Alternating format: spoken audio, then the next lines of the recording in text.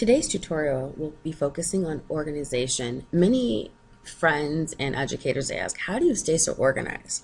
And so the best way to explain that is through this tutorial.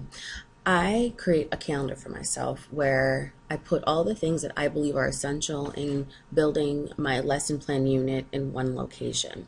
If you look to the left of the screen, the first thing you're going to see is that I made a title for the theme for this past August of conformity and hypocrisy. To the left, this is the rubric that we use for the English 3 graphic organizer assessment that we started with at the beginning of the school year. The first thing that I consider when I am developing a unit is, what do I want my students to be able to do and know at the end of my unit? So I have to look at the assessment, look at the skills that I expect them to have mastered.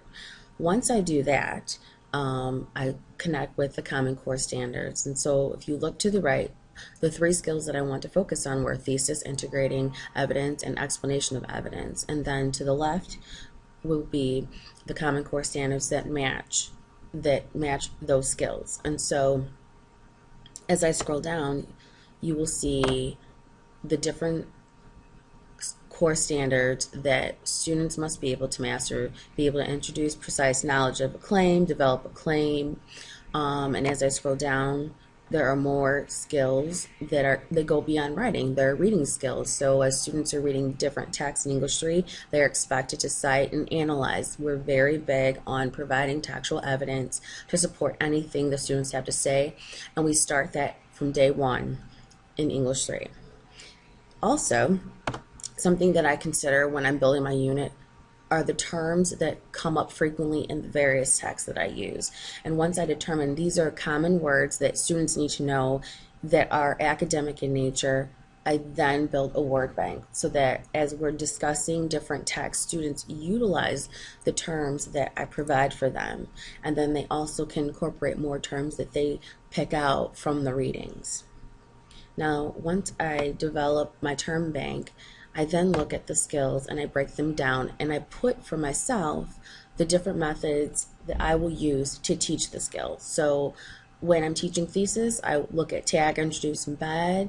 For best support, I teach them the CRAP method, which is looking at the currency, the relevancy, the authority, and the accuracy and purpose. And then I also teach my students about the Rose method, restating thesis, give the opposition, provide statistic and example. And then I also focus on explanation of evidence and the ACE method.